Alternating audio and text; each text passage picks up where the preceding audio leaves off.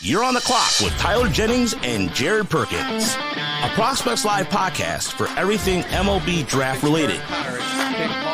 Join us as we discuss the biggest stories from college and high school baseball, bring you interviews from your favorite draft prospects, and break down live looks with Prospects Live analysis across the nation.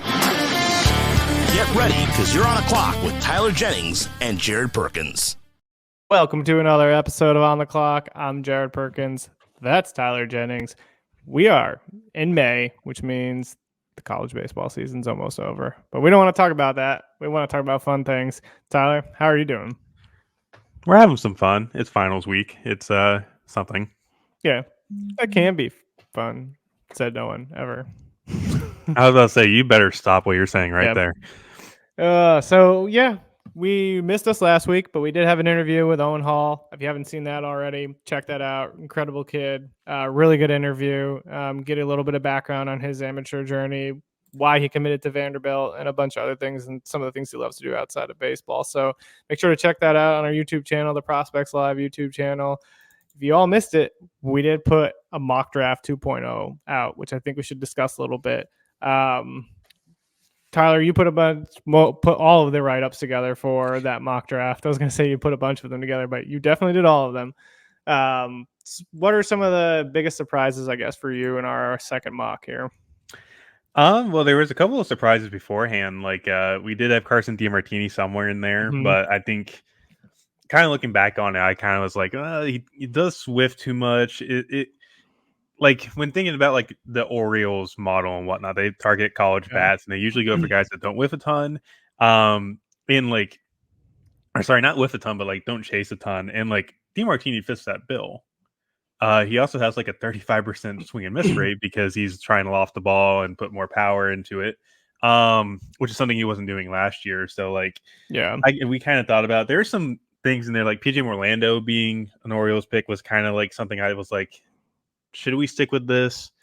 Because for what it's worth, like there's not much intel in this. If it was already blatantly obvious, and the little intro I put into it, it was really just like we created our own little like war room, and we kind of just listed off names essentially, and just went down the list. Like, and we tried to go based off of like previous drafts, who's in the front office, those kind of things. But we don't have like specific intel of like, who the teams are in on yet. Yeah, like I can tell you XYZ is going on, but like it's when we were doing it, it was April, it was like a 22nd or something. Yeah, something like that. So yeah, it's like I'm not gonna try and connect the dots here so far out still, because everything's gonna change by the time we get to like June 1st or even July 1st. Like getting down to the nitty gritty, that's when everything kind of just changes. But like, I don't like the Rhett Lauder. The one thing I will say, the Rhett Lauder to the Reds thing I learned about in May last year. Interesting. That was one I heard at the ACC tournament, and I just stuck with it because my gut feel was like, this is definitely like a Reds pick. There's no doubt about it. And even with like the elbow issues that kind of came up towards draft day, like my gut just told me like, yeah, the Reds are still going to pop them. Like. And I think I like you said, things change like on a whim, but I think I go to the Royals as an example here just because it's the team I follow. But come draft day, everybody said they were going Kyle Teal, right? That was going to be the pick if he fell there. And a lot of it, I wonder if it was Royals kind of leaking that information because they really wanted Blake Mitchell, right? And to make everybody think they were in on Teal and hope that no one would take Mitchell like as an underslot like they were doing. But I mean, there's going to be draft strategy in there where it might be rumored guys are going to one team, but the team might not actually even be interested because they're just trying to throw somebody off the tracks. Yeah. And I don't even know if that's what happened with Teal, to be honest. It's just a whole bunch of weird stuff that kind of caused Teal to fall. But like, Blake Mitchell looks good now. Yeah. He had a third home run yesterday. So it's a lot better than that 43 plate appearance sample size that everybody complained about last year. Yeah, he hit one like 470 feet yesterday. So yeah, he's good. Sorry about it. And his strikeout rate keeps dropping. So sorry, it's a 19-year-old in A ball. What are you gonna do? Hey, Royals fans, the glass half full clown over here knows what he's talking about. He's also walking at a 22% clip. So let's all remember that as well. Hashtag good is what I would call that. Yeah. But like they go with some surprises too. Like with the Padres pick in there, we did put Brandon Payne in there. That's not really a name that's been thrown around recently, but it's enough to where like I don't want to stick to a certain path. Like I've seen some other guys put like Kellen Lindsay there. Wyatt Sanford's a name that could go there. They always love their preps. Like they've been prep heavy since like 2016 in the first round. So it's like obviously I think at this point we know AJ Preller is going to go with prep. Do we want to go down the beaten path and kind of reuse a couple names, or do we want to like add a little bit of spice to it? And like Braylon Payne, I think is the kid that could surprise people on draft day. Really, really lanky, really projectable, whippy barrel. Power's kind of coming through, and he's a 78th grade runner. Man for field, like that's a lot of similarities to what they took in Dylan Head last year. And yes, it's kind of weird. It's like you don't want to try and draft the same kind of guy 2 years in a row, but I don't like Braylon Payne's maybe a little bit. It's a larger Dylan Head essentially. Yeah. There's more power projection, and I just thought like that's a perfect kid to put in there. And then of course we put draft strategy into like you can look at the Brewers. Like we had Malcolm Moore at 17, at 34, Carter Johnson. I think that's kind of like a pretty straightforward draft strategy, but it's what teams usually employ. Yeah. And the Brewers have 5 top 100 picks. You know, the Diamondbacks are going to have something similar to what the Mariners had last year. So we have 3 preps in there. And I feel like that's something that they'll do. They have a top 10 bonus pool. They're going to spend it wisely. Having Braylon Doughty, Wyatt Sanford, and Cash Mayfield as those 3 that we had there makes sense, you know? Yeah. Because we were always wondering, what are the Mariners going to do last year? Were they going to do 2 preps and a college guy, maybe a prep that's overpaid and an underslot to 2 college guys? They went all 3 prep. Yeah. And they made it work. So, like, I don't want to say Arizona is a similar situation or like the exact same situation, but it's pretty close. And I think given the bonus split that they have and everything, it makes sense. And even with like Charlie Condon at 1, I think this is the first time in the bonus slot era that the number 1 overall picks over 10 million. Yeah. So like whoever's taking at 1 is not going to sign for the full slot. There's not been a full slot signee since Torkelson in 2020. Yeah. And even then, years before that, I couldn't find another over slot or at slot value for first overall. They've all been under slot. So at this point, you know Cleveland's going to get a haircut at 1. In our scenario, even if Condon gets 10 million on the dot, maybe even less than that, you're saving half a million. Yeah. And even good then, chunk like, change. Yeah, you could probably still get 9.5 out of that too. Maybe, and that would in itself, I think, would be a new signing bonus record. Because I think only Cruz and Skeens had over 9 last year, and they were like what 9.2 million. I think something like that. So, yeah, I don't think there's going to be anybody going for anywhere close to 10 million this year. I think there's going to be a significant haircut no matter what way Cleveland puts it. And that's kind of how we went with it. Like Condon, I can't physically find myself finding somebody to kind of usurp him in that slot to where, okay, he's the best college bat right now. Bazana is going to have some issues where he's a second baseman long term. There's not a lot of projection. Condon has that. He already has 70 raw power. And he's already showed that he can play third base and corner outfield. Yeah, that's better defensive versatility than Bazana. Cags is landlocked at first. Nick Kurtz is kind of landlocked at first. But he's a viable defender there, which I know some people have called Cags a plus defender at first base. I don't think a plus defender at first base is an actual thing. I think we kind of got to stop with that narrative at this point. Evan White. Oh yeah, I forgot about Mariners fans. Yeah, that 10-year whatever contract he got, something like that. Yeah, but no, I like first base defense doesn't really matter at the end of the day. If you're putting plus on there, you're just lying to yourself. I'm sorry that I'm not going to go out of my way to say that like Nick Kurtz is a plus defender anymore. Anyways, because I've seen the defense; it's not as good as what it was before, and even then, it may have been above average at best. I think a good comparison in this, and again, I always don't mean to go to Royals comparisons, but like Vinny Pasquantino got overlooked for his glove for years, and he's been an average fielder in the major leagues, like even above average. I would rather have Vinny Pasquantino out there than Nick Pratto, who's apparently a Gold Glove first baseman, like plus defender at first, right? Yeah. And so, but the hit tool and the power, you would go to Vinny. I mean, Pratto's probably got more power, but the overall tool set, I mean, you're going to take the guy who has kind of better tools across the board rather than one stop shop.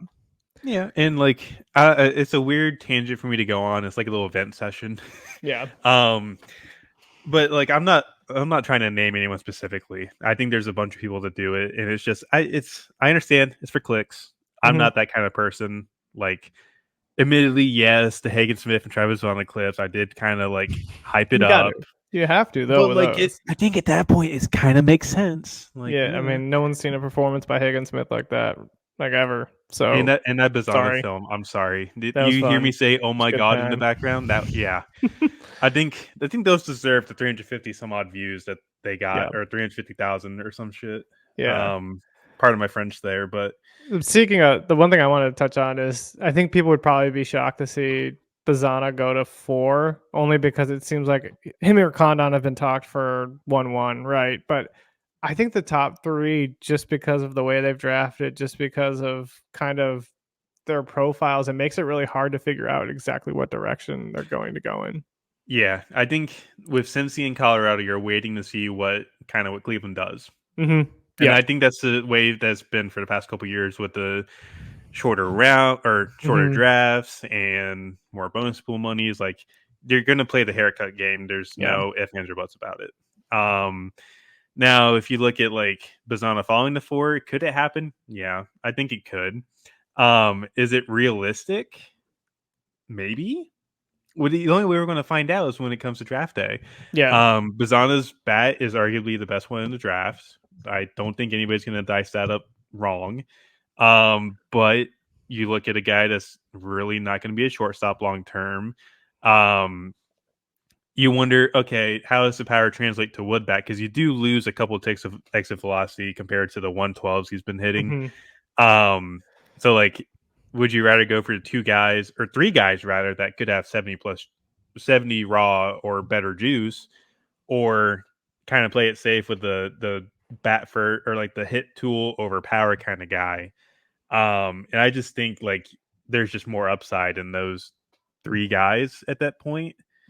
And that's not to say Bazana sucks or anything, but when you compare, like, you put any of those 3 in Coors that are ahead of Bazana on that mock, I'm sorry, that's gonna light up a fan base. Yeah, I agree. The question I kind of comes to mind for me, and I was kind of thinking about this earlier before we started recording, is, I mean, what team are you kind of excited to see what they're going to do? I think mine is the Diamondbacks, because they have those 3 picks near the end, and they have actually, like, you don't think that they have a lot of pool money, but then like you add up those 3 picks and it's a good amount of money for the first round. Yeah, they're drafting late in the first, but you could get some really good value there. Is there a team for you that kind of you're really excited to see what they do on draft day? Arizona's definitely one, because you mentioned it, the top 10 bonus pool money for picking 29th, by the way. This isn't like the Mariners where they were picking like, what, 22, 28, and 29 or whatever last year or something. Yeah, they got 29, 31, and 35. Yeah, so like they're even later than what the Mariners had last year. Yeah. I think another team I'm looking forward to would be like Kansas City. 6, 39, 41. So they have 2 picks. And one's the final comp pick, and then the second pick of the second round. And then, of course, you have a big slot value at 6 to kind of take whichever guy doesn't go top 5. And I guess my question is, like, just looking at our mock, right? You have Braden Montgomery and Kellen Lindsay. How much money are they saving with those picks, right? Because Royals have always tended to kind of try to find some draft savers, at least in one of those picks. I have to imagine Kellen Lindsay would be pretty close to slot value at this point, because of being a prep shortstop and trying to get him away from college. Maybe if you get Braden at 6.5 or 7 even. Yeah, save a little money there. I think that might be, because like that's still really good money. Yeah. And I think Braden would definitely take it if you get him to that point. Definitely I've heard some rumors that Braden's going to go top 5. Yeah. And I wouldn't be shocked. I would not be shocked. I think he has a legitimate case to be one of the haircut value guys at 1. I mean, that swing is just so much fun from the left side. Yeah, the right side's good too. Yeah, Like I know it is, but man, like I've watched most of his home runs from the left side, and it is pretty. the one that Patrick got last weekend. Yeah, Dude, I think I'm just also in love with left-handed swings, so that are nice. left-handed swings are superior, I will Yeah. say. Yeah. So, as much as I love Braden being a switch hitter, when I watch him from the left side, it's amazing. It's beautiful. It's like poetry, Oh artwork, yeah. whatever you want to call it. So yeah, if you haven't checked out the mock draft, be sure to check it out on the Prospects Live website. We'll probably do another one at some point when we get closer, have a 3.0 and those kind of things. But yeah, be on the lookout for that. So we did do a little bit of mailbag. We put a question out, or we put a tweet out to the Twitter world, asked you for your questions about the MLB draft, about amateur baseball. So what we're going to do is spend the rest of the time just going through some of those questions. So first question we got was, what college pitcher is first off the board? And this is from NM Star. It's one of Hagen or Chase. Yeah. One of those two. I think at this point, when you look at the board, we've Cardinals, even Hagen. I think we've even hinted at like Savage sneaking into the top 10 too. I think that's fully possible. It's all going to depend on which teams value Hagen being a southpaw and which one do they think is going to be a starter at the next level or potentially a reliever. They both have finite amounts of relief risk with them. I don't think that's a question mark or like a big question mark for us to answer. But the way that I look at it is Chase Burns has two potentially 70 grade pitches at a fastball and a slider.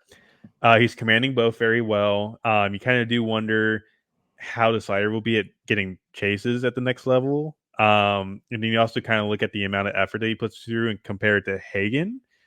I think somebody is going to take Hagen on that because of the fact that they're going to prefer the left-handedness. Not as much effort involved. And that slider is maybe even better than what Chase has, to be honest with you. Yeah. And the fastball metrics itself are kind of a little bit better too. Like Hagen's got a flatter fastball. It kind of does waver shape-wise throughout starts, but the flat vertical angle to it kind of makes it play better, even if it's like a dead zone pitch. Like Max Scherzer is a perfect example of that. He had a dead zone fastball for the longest time, and it still plays it up pretty well. Yeah. And then with you look at your Savage, it's the fastball doesn't have as much extension for that high of a release height, and it's going to hamper the shape a little bit moving forward, even if it has so much carry as it does. But the slider and the splitter are going to play well off of that, and the curveball, if he throws it more, it's going to be even better. So those are the three that are really going to pop off the board first, but I think it's going to be probably Hagen at this point. Yeah. If I had to guess, it really depends on who is hungry in the top 5 to go after an arm and who do they prefer. I think that's the best way to put it.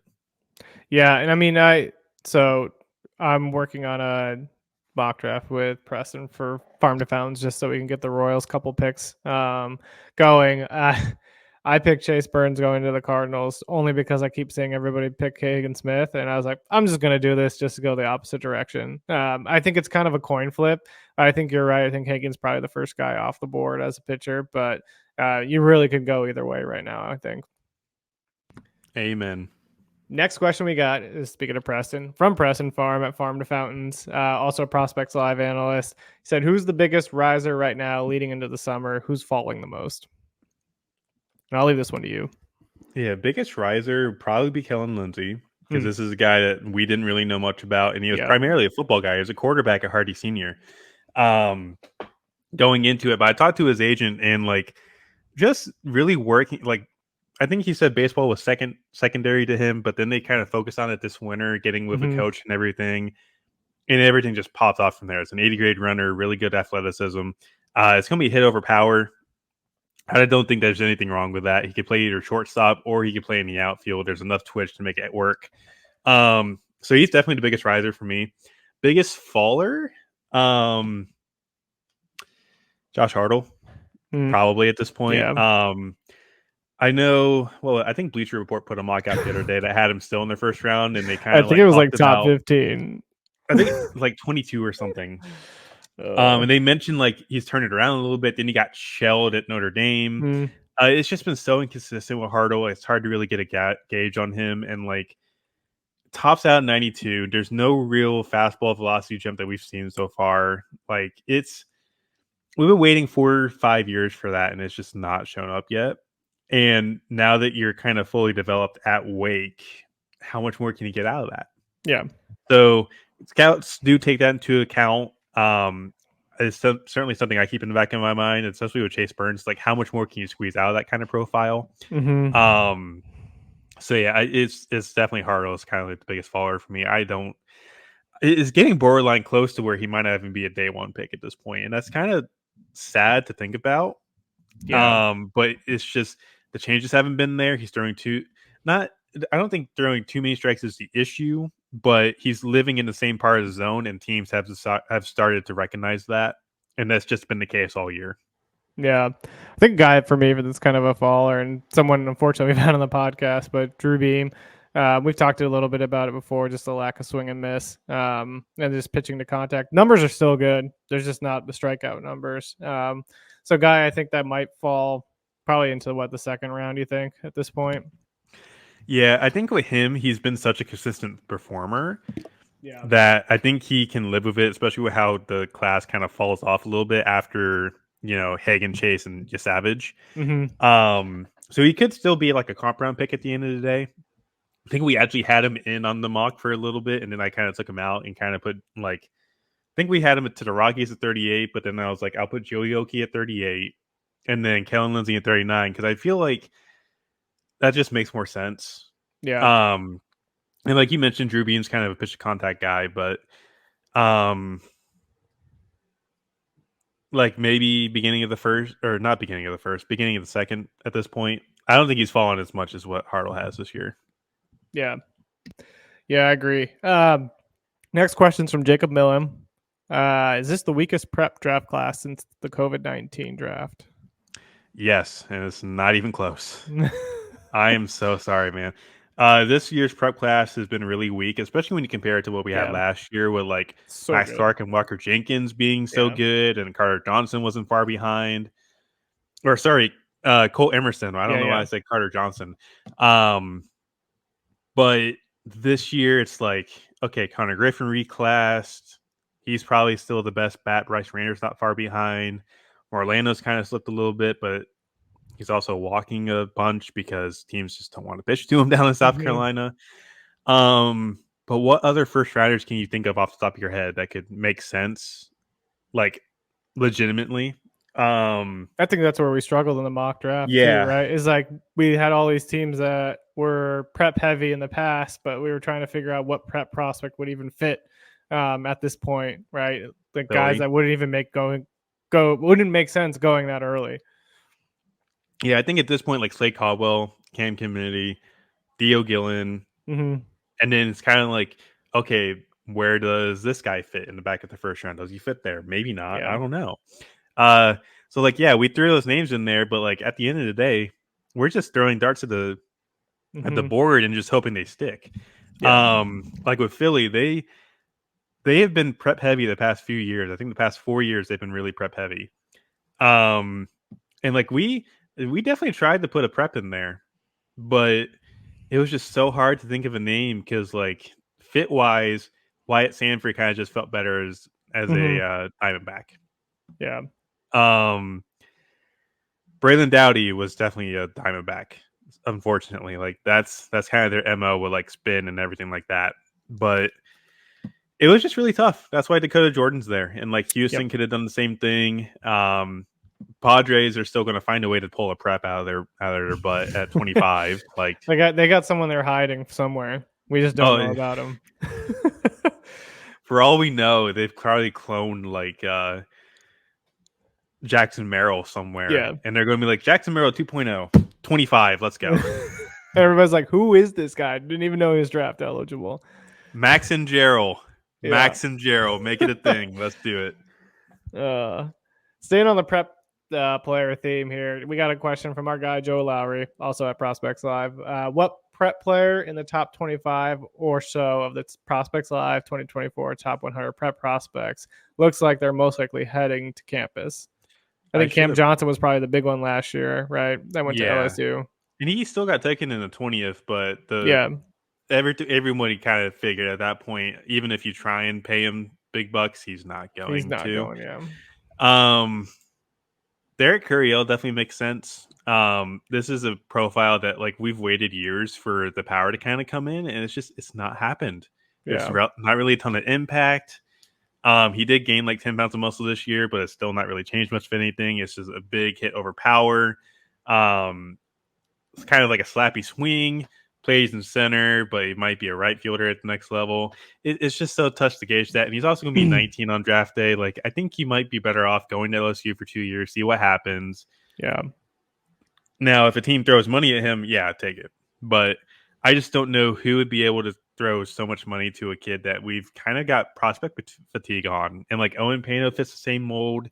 There's another Northeast guy that I recall that we were just like, I really don't know. Yeah. So yeah, it's like Pano, Curiel makes the most sense for me to kind of go to campus. Curiel would be eligible in 26. Yeah, 26. I think Pano would be 27, but I have to double check on that just to make sure. Because I can't remember how old he is. Yeah.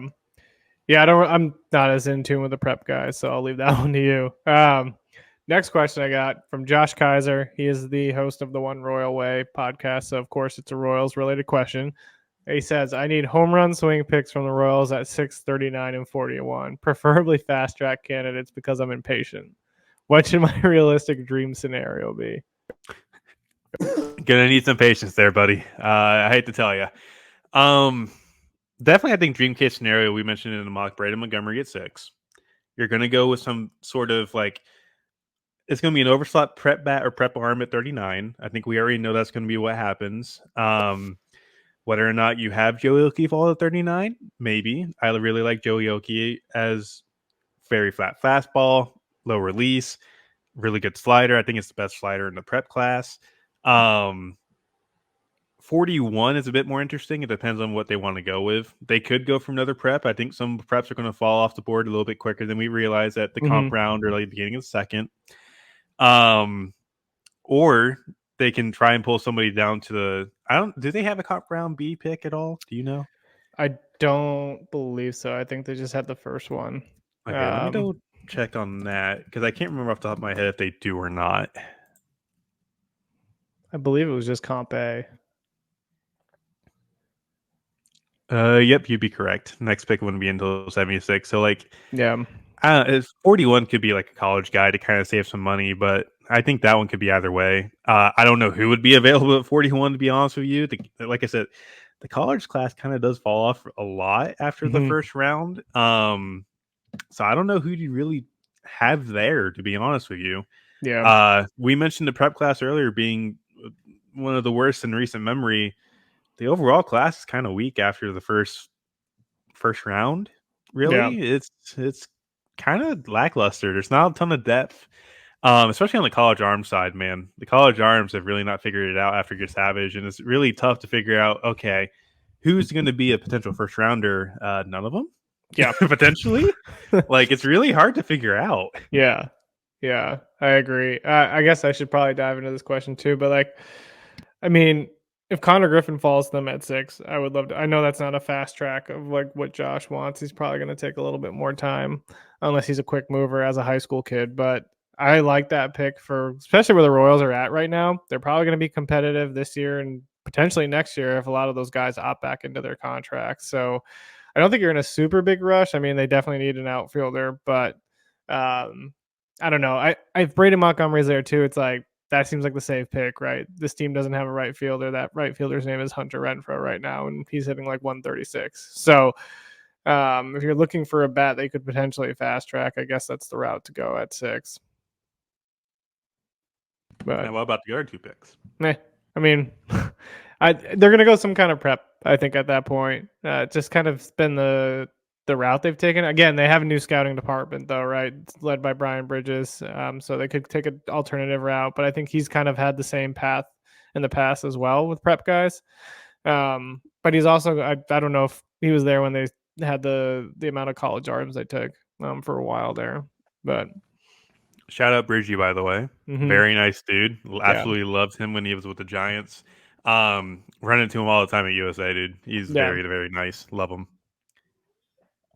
Yeah, so that's kind of where I'm at with the Royals. I'll be interested. I think every single Royals fan will be absolutely irate if they underslot at 6 after they did it last year. We saw the reaction. So I have to imagine with the top of the crop this year that they're not going to do that. I'd be shocked, but we'll see. Who knows? They might have another trick up their sleeve. But again, like you've said with the prep class too, is like, do you really want to underslot with this class? I think with the prep class, there's a lot more intriguing arms depth-wise than there is bats. Like they could go Caminiti or Schmidt right there, and then I don't even think they would be there past 20, to be honest. Both. Yeah. Well, I was talking about 6. Like they could really underslot at 6. Yeah. Frank Mazzucato, walk on down. You're on The Price is Right. You're getting selected at. Beautiful curveball. That's all I'm gonna say. Hey, he has field spin as a lefty. Yeah, teams value that. They were hoping that he would get up to like 95 at some point. Man, that has happened. But he's got 17 strikeouts and 14 innings with a 0 ERA this year. So he's finally turning the corner. There we go. Yep. Moving on to the next question.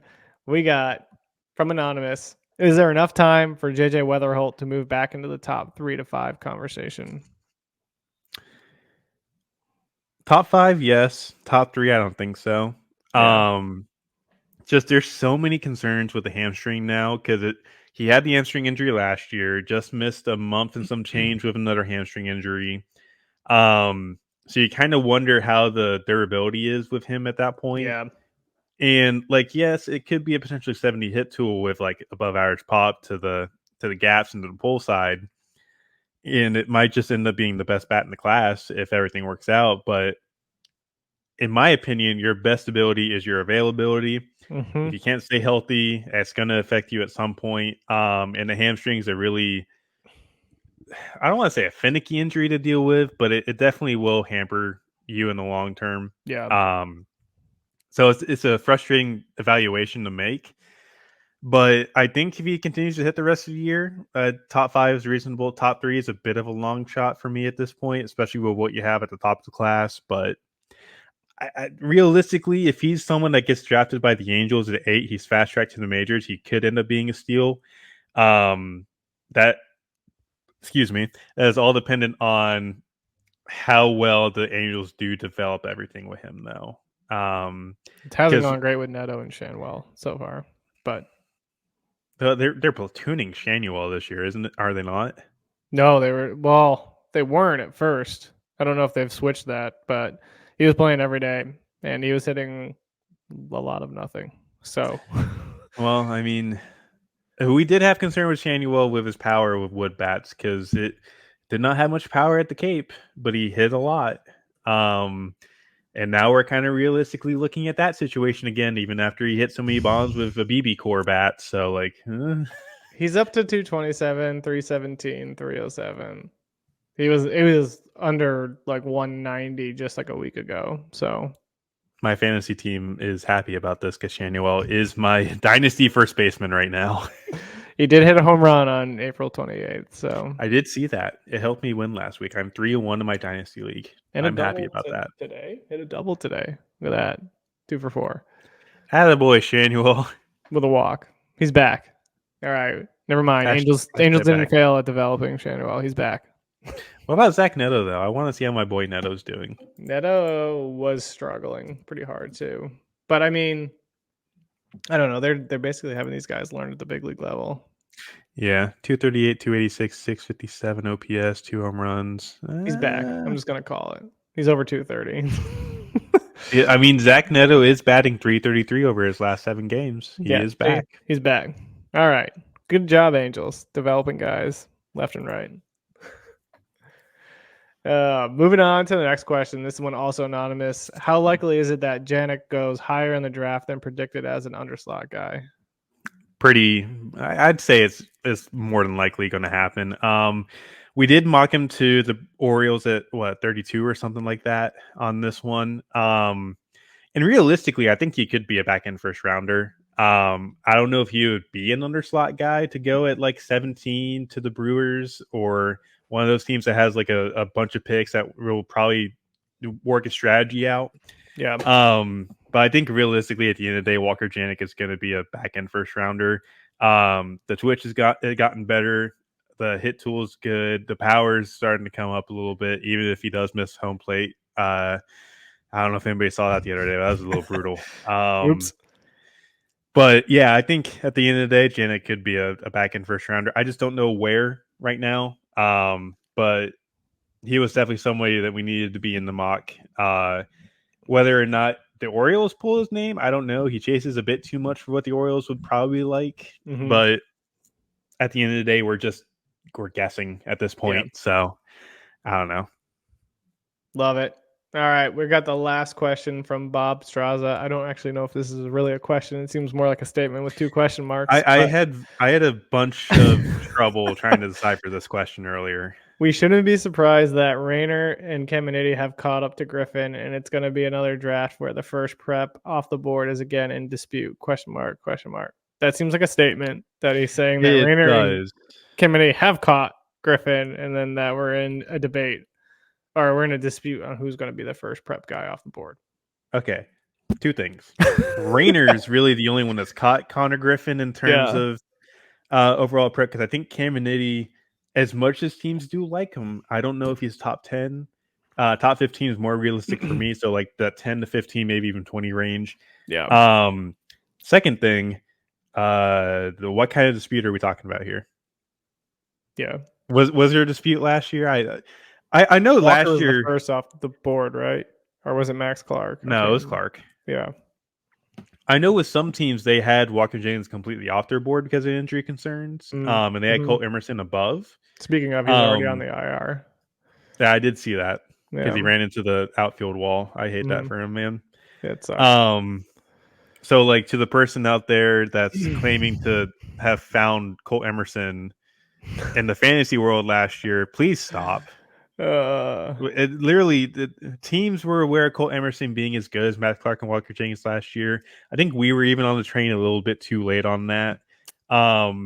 Nobody found him. Scouts found him, and that's it. If you want to tout your model for finding him, I'm sorry. Please look at yourself in the mirror and just realize that your fantasy stuff does not necessarily equivalent to the scouting industry, because they know more stuff than even I know. And I'd like to say of myself, I'm not a smart human being, but people tell me I am. I will say Blake Mitchell should have been the first. Just kidding.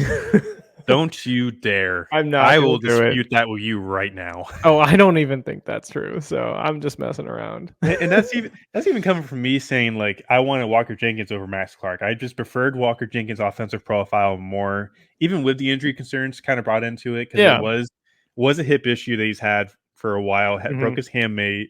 And I just think that there's still, at the end of the day, more power, more on base. It's with Clark, it's like average power. Jenkins was plus. Yeah. So, and they had similar hit tools. Max is going to be a center fielder long term, probably. Walker Jenkins is a right fielder. Like, they're both still going to be really good. Yeah. Development wise, debating anyways. But, projecting out that far at that time, they both were projected to be really good. And I don't think you can go wrong either which way with them. No. And I mean, it's like, I struggle with a prep debate because, like, you just don't know sometimes how these guys are going to develop. Like, look at Cam Collier. He's struggled his first 2 years, and now he's just, like, going off. So, like, I don't know. You can go back and take forever to figure out who's who, but unless, you decide to go Drew Jones over Jackson.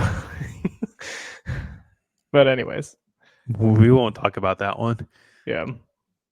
Good times. That does it for us in terms of questions. Tyler, before we wrap it up, is there anything people should be on the lookout for from you? So for everybody that's wondering if I'm actually doing a Twitter hiatus, hi, I am.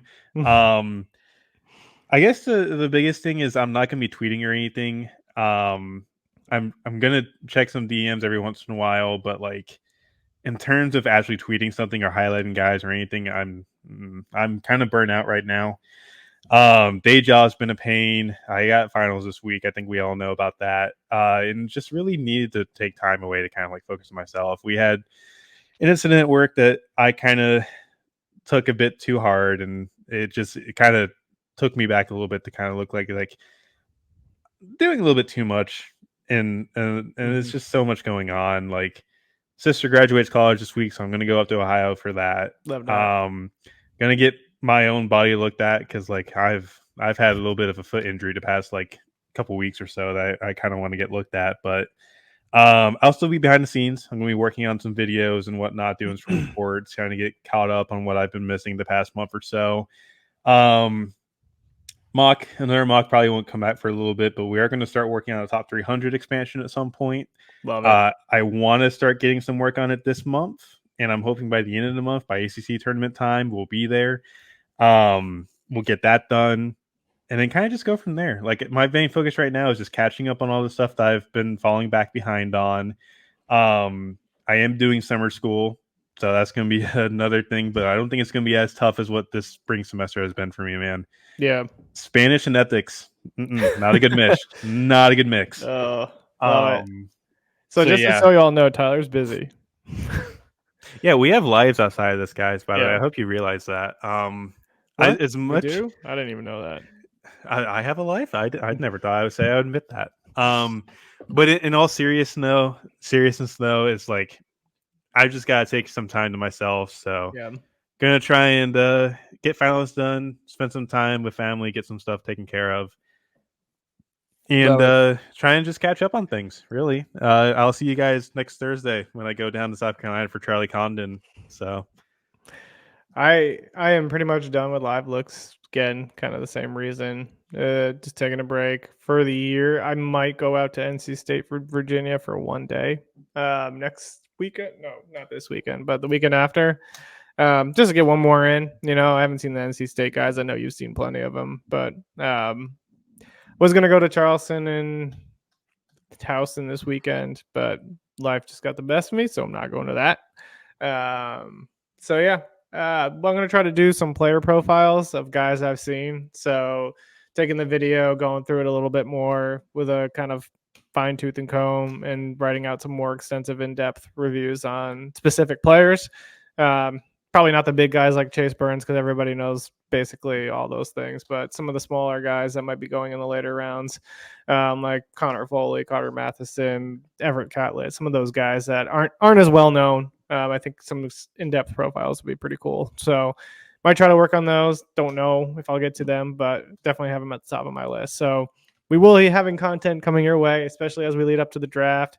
We have a couple of more interviews with prep prospects that we're going to try to get scheduled. I believe we have we have Jake Yeager for the prep prospect, and then college prospect K-State pitcher Jackson Wentworth, both potentially scheduled to come on. So we'll have some of those. We're going to try to get some more guests on, especially if people's baseball seasons wrap up and we get into the College World Series.